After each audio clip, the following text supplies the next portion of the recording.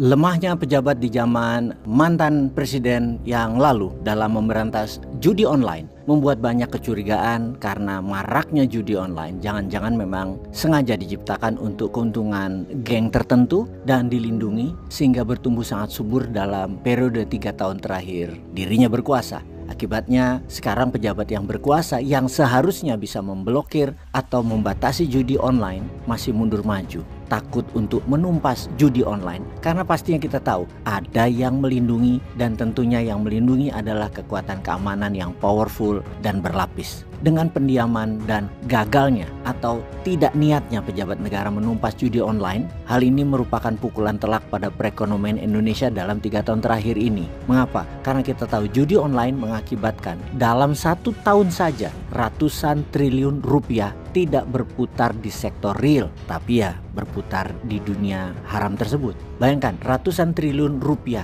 uang ditarik, di crowding out ke judi online. Sekali lagi, ratusan triliun. Padahal kalau uang itu berputar di sektor real, akan berapa pabrik berdiri, resto, food beverage, dan segala macam bisnis bertumbuh baru, produksi baru. Kemudian kita tahu juga kebijakan austerity, tahan laparnya mantan Menteri Keuangan yang mengetatkan dengan membatasi pendanaan ke swasta. Pendanaan hanya difokuskan ke BUMN saja. Maka di kelas masyarakat bawah makin sedikit lagi uang beredar. Ditambah lagi apa-apa serba dipajaki. Ya matilah uang. Jadi tidak ada di masyarakat bawah. Setelah setahun belajar di istana, Presiden Prabowo menarik kesimpulan ekonomi tidak bisa lagi pakai jalan lama. Perlu jalan baru. Menteri Keuangannya pun harus baru, berpikir beda, bermazhab beda dalam aliran ekonominya. Jalan baru ekonomi, kita tidak bisa tidak, harus tersedia uang yang cukup yang bisa dipakai untuk memutar ekonomi di lapangan. Berarti bank harus meningkatkan kemampuan menyalurkan kreditnya ke dunia usaha, ke dunia UKM maupun pengusaha menengah dan besar.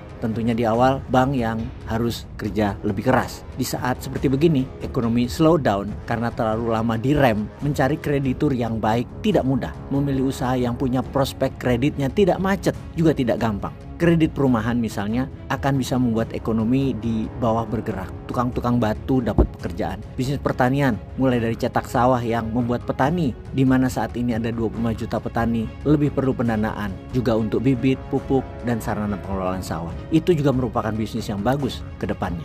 Juga bisnis penggilingan beras, juga perikanan kelautan, juga banyak lagi usaha kelas UKM yang bagus. Tentunya juga harus pilih-pilih seperti apa perusahaannya, bagaimana pengalaman pengelolanya, bagaimana strategi manajemennya, kemampuan pemasaran dan distribusi. Pastikan mereka punya pengalaman dalam bisnis yang sudah jalan tersebut lebih dari 3 tahun. Untuk itu semua berarti bank perlu memperbanyak pejabat analis kredit yang penglihatannya lebih tajam di zaman perubahan arah bisnis seperti sekarang ini. Perlu orang-orang yang berpandangan luas dalam pemahaman bisnis yang pasti bukan Gen Z ya, kredit analis tersebut. Untuk itu biaya operasional bank akan naik, rapat-rapat dan tinjauan ke lapangan akan kian banyak. Manajemen resiko harus kian canggih. Pokoknya bank harus kerja lebih keras. Siapa yang mau? Bank BUMN rasanya tidak terlalu minat mereka, tidak mau. Apalagi kalau selama ini sudah terlanjur enak, main golf tiap weekend, laba besar, gaji besar, tantiem besar, resiko kecil. Memberi kredit lebih banyak, pilih ke BUMN dan kepada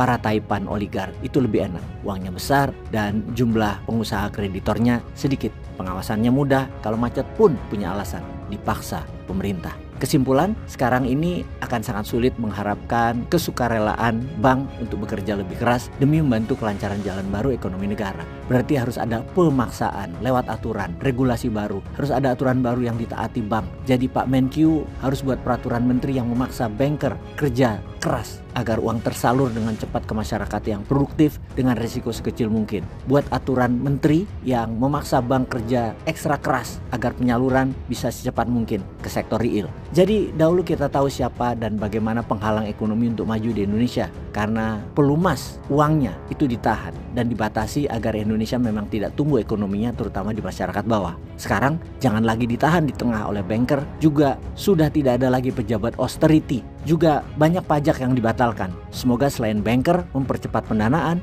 judi online ditebas dengan penggantian pejabat-pejabat yang melindungi judi online. Pak Prabowo sudah tahu kok, kita tinggal tunggu tanggal mainnya. Peace.